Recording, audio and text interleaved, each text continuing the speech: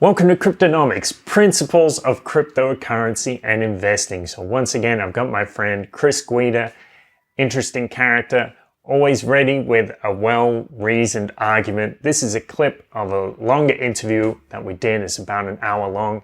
In this clip, we're talking about the structure of organizations, about horizontal organizations and hierarchical organizations, and how cryptocurrency is going to help propel organizations into a new future where things are more distributed and equitable. So it's very interesting. Remember, Chris is the co-host of our new podcast, the Multiversity Project. And you can check that out, multiversitypodcast.com.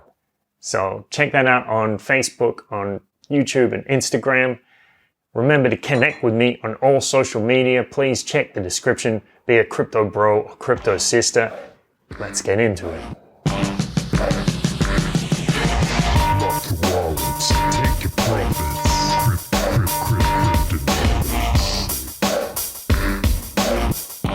I've been thinking about this a lot. I mean, we're coming to the crisis point where there's the thesis, right? There's a dialectic going on, right?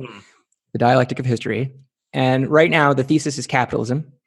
The antithesis is anti-capitalism, and you're seeing that everywhere now, where people are like, capitalism is evil, it can never be reformed, shut the system down, destroy it all, and clearly this is at least as evil as capitalism. But, I think the synthesis is going to emerge. And the synthesis, of course, is capitalism with strong individuals. Strong moral individuals, people who are good, people who are responsible, people who know how to keep their things secure, people who know how to keep other people secure, people who know how to care for each other and provide for themselves and their families and their communities. And yeah, like the more we fight for that, the more we teach people, the more people fail and learn from their mistakes, the closer we get to the new synthesis, I think. Yeah. Well, that's really one of the key uses of cryptocurrency to date. I think it's still a big one, charity. So with large organizations like Red Cross or something, if there's an emergency and they need to get people out there, it's really difficult for them to move quickly. But with cryptocurrencies, hopefully somebody of good faith who happens to be in that situation can say, hey, please send me some money and I'll get these people some blankets or, put up a tent so people have a place to stay. And that's happened many times and it's just amazing. Yeah. Yeah, exactly. I mean, and that's almost like there's all of these crazy regulatory structures everywhere that prevent certain types of organizations from existing. And what and because the banking system is so heavily surveilled, it's kind of hard for companies that optimally would have some kind of structure that just doesn't fit the regulatory system. Cryptocurrency allows that type of organization to exist. And so I think cryptocurrency opens the door to all sorts of new and exciting ways of organizing people and organizing resources. But I do think that the charitable ones are going to be the ones with the most power at first, because those are the ones that are the least regulated right now. Yeah. Well, when you were saying about hierarchical organizations and horizontal organizations, I know in some companies they do things like, I think in Google, they'll have a day or a week where they're just like, do whatever you want. And I think there are even some organizations that use that as their entire model. Like they just employ talented people and tell them, work anyway. Yeah. And they come up with things, which is, I mean, you need a lot of funding, at least traditionally, to make that work.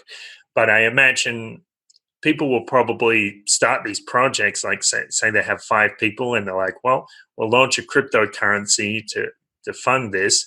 And each member of the team gets some cryptocurrency and then they just do whatever whatever comes up and and build from there with that natural creativity. I mean, that is what is so exciting about Bitcoin. It was the first organization of any type to do that. As you said, Google has 20% time, where they get 20% of their time to work on whatever they want. But Bitcoin was the first organization that enabled people to, basically just hold an asset and live off of the appreciation of that asset, essentially, while they're working on it to improve it. Bitcoin is kind of like and all cryptocurrencies, I guess, are this way to an extent. It's kind of like a worker-owned co-op,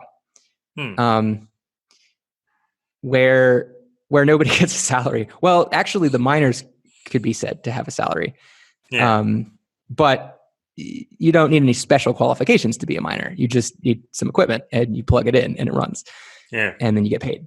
So it's like this very, it's a decentralized autonomous corporation or a decentralized autonomous organization.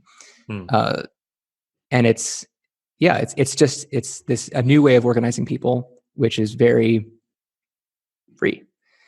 And it is really amazing to look at Bitcoin's progress and be like, it funded itself. Like it bootstrapped itself from nothing. Like literally it had zero value when they first started, when mining first started, when they launched the Genesis block.